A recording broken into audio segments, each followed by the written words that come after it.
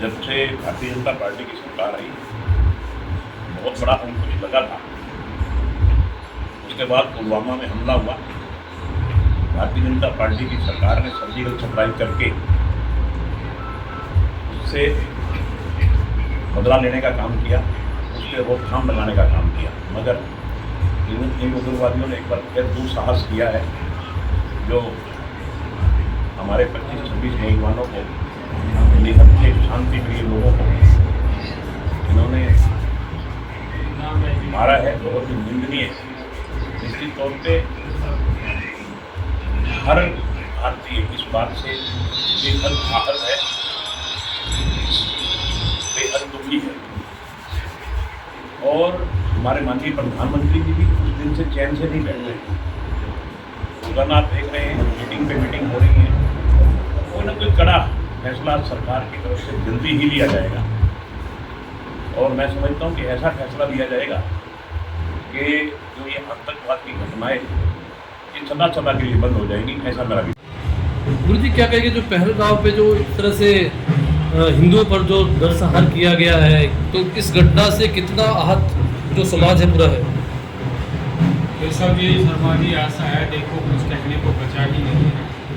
इतनी दर्दनाक घटना वहाँ पर हुई है और कई बार ऐसी घटना हुई है जो कि धर्म को छोड़ के शरीर के प्राइवेट पार्ट को देख करके नरसंहार हत्या की गई है। मुझे तो इस घटना से ये लगता है जैसे कि अप्रैल का महीना चल रहा है, 13 अप्रैल 1919 को जलियांवाला बाग हत्याकांड हुआ था। ओ माइकल डायर ने इसी तरह से निहत्थे लोगों पर 1600 राउंड गोलियां चला दी और उसमें भाग भाग कर कई लोग हुआ था वहाँ बाग के अंदर, उसके अंदर चले गए थे।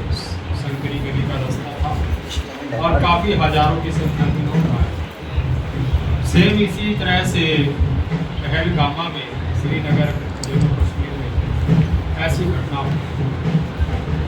विवाहित जोड़े और अन्य पर्यटक लोग हमारे देश के नहीं बेचूड़ा था और उन आतंकवादियों ने ऐसा कायरनामा जो घटना की है, किसी की बहन का भाई खो गया, माँ बाप का बेटा खो गया और किसी बहन का सुहाग खो गया। ऐसी घटना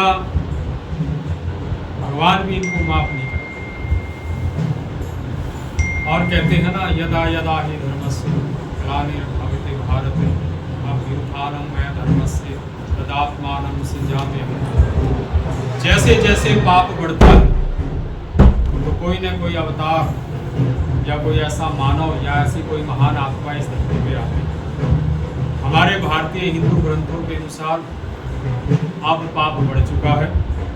कलयुग का 5126वां साल चल रहा है और अब इस कलयुग के अंदर इनका अंत होना जरूरी है। और ऐसी महान आत्माएं हमारे राजनीतिक क्षेत्र में भी, धर्म क्षेत्र में भी और भारतीय लोग भी समझने लगे हैं, जनता इस बात को समझने लगी है।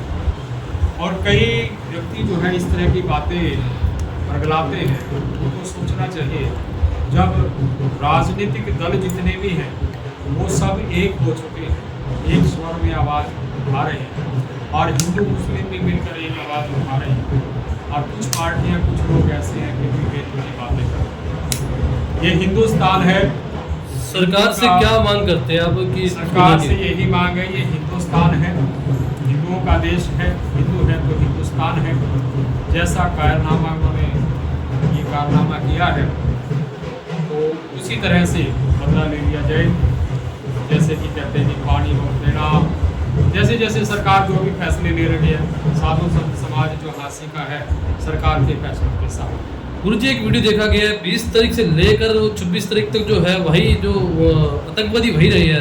क्या कहीं ना कहीं प्रशासन की चूक नहीं है, सरकार की चूक नहीं है इसमें कहीं? क्योंकि सुरक्षा एजेंसियाँ थी वहाँ पे, उसके बाद भी पहलगाम में इस तरह से अटैक होना, क्योंकि खच्चर वाले थे क्योंकि एक वीडियो वायरल हुआ था, उसमें दिखाया गया कि जो खच्चर वाले थे उनमें से 3 लोगों का स्केच जो जारी किया गया है, वो खच्चर चला रहे थे और काफ़ी लोगों को ऊपर ले भी गए वो पहलगाम में। खच्चर वाले भी थे, स्काउट में भी थे वहाँ पर।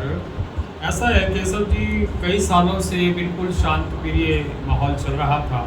खासतौर पर जब 370 और 35 से वहाँ से हटी तो शांति प्रिय माहौल था। मेरे हिसाब से सरकार ने सोचा होगा कि शांति प्रिय माहौल है, लोग जो है एंजॉय लेने के लिए यहाँ आते हैं, तो चूक भी इसको कह सकते हैं। और एक शांत प्रिय के हिसाब से भी सरकार बैठ गई थी। चलो ये एक सबक भी है हमारे देश को, और अब कार्रवाई होनी चाहिए। Thank you. तो सर मैं आपसे पूछना चाहता हूँ, अभी जो दौर है प्रधानमंत्री लगे हुए हैं मीटिंगों पे मीटिंग, सभी रक्षा सभी चीज़ों की मीटिंग हो चुकी है, क्या आज फाइनल हो सकता है जो आज 11 बजे मीटिंग हुई है?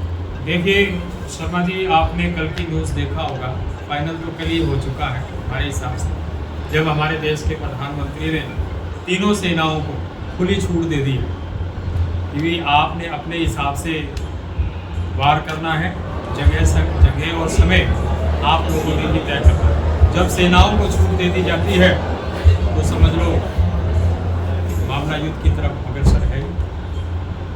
धन्यवाद।